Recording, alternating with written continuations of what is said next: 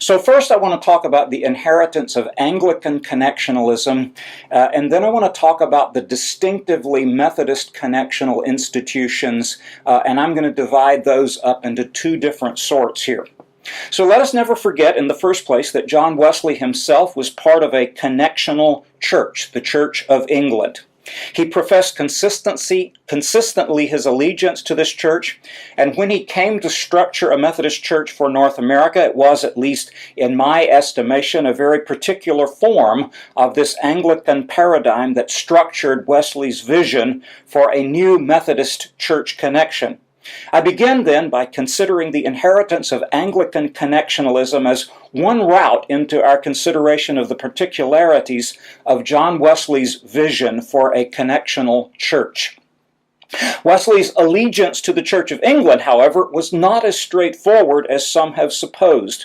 The established church, and that's with a capital E and a capital C, connected Anglicans together in a number of particular ways, in doctrine, in liturgy, in a distinctive episcopal polity, a polity governed by bishops that Anglicans had inherited from the Middle Ages and from the Reformation, and in a series of interlinked institutions that held contemporary authority over that church, namely the National Parliament, the Houses of Convocation within the Church of England, the bishops themselves, and the chapters of dioceses where those still functioned, and in their own ways, the faculties of Oxford and Cambridge universities. But when John Wesley actually defined the church of which he was a priest, his definition consistently included common doctrine and common liturgy, but very little of other contemporary authorities. John Wesley defined the Church of England as, and this is a quotation, that body of people nominally united, that is to say, united in name, which profess to uphold the doctrine contained in the Articles and Homilies, and to use baptism, the Lord's Supper, and public prayer according to the Common Prayer Book. End of quotation. So if Wesley's attitude toward the Church of England were to be our paradigm for United Methodist connectionalism today, we should face a problem here. For Wesley says very little of obedience to bishops, or the Houses of Convocation, that would be like annual conferences, other standing corporate Anglican bodies in his age, such as diocesan chapters and so forth.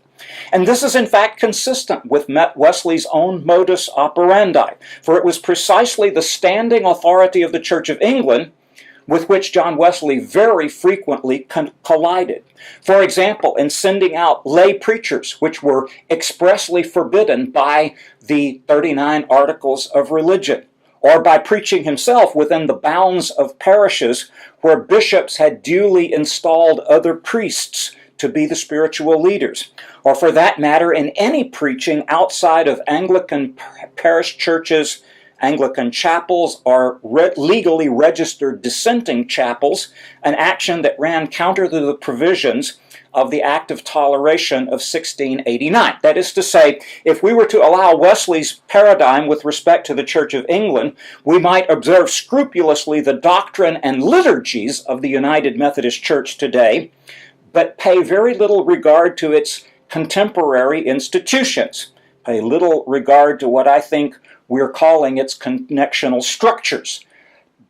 It is true, one might argue, that Wesley upheld a version of Anglican polity, but even here his commitment seemed to have been more to an ideal of church organization and not to its contemporary outworkings. Wesley's views of church polity shifted in very important ways in the 1740s when he rejected the version of apostolic succession that he had inherited from his Caroline Anglican forebears, and he embraced the latitudinarian compromise, which maintained that bishops, though scriptural as a higher grade of presbyters, were helpful but not necessary to the existence of the church. Don't try telling your bishop that. Again, though, if the paradigm were followed through in our situation, we'd be in the position of supporting loyalty to a version of United Methodist Church polity in theory, but not necessarily to its current actual operation in the United Methodist church. Again, I have my suspicions that the Board of Ordained Ministry might not be entirely impressed with a candidate who argued for that sort of Wesleyan paradigm of connectionalism.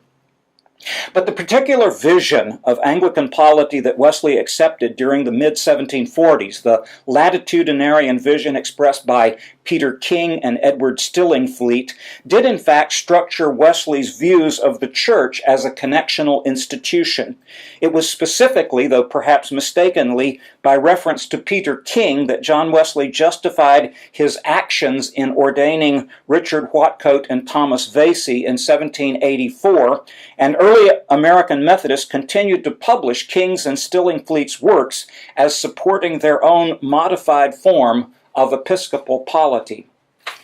In fact, it would appear that the early Methodist Episcopal Church inherited with Wesley's own edition of the Articles of Religion, his standard sermons in place of the Anglican homilies, his Sunday service of the Methodists in North America in place of the Book of Common Prayer, and his modified or latitudinarian episcopal polity in place of Anglican Episcopalianism. He inherited a church that was largely modeled on the Church of England, at least in its most outward connectional forms.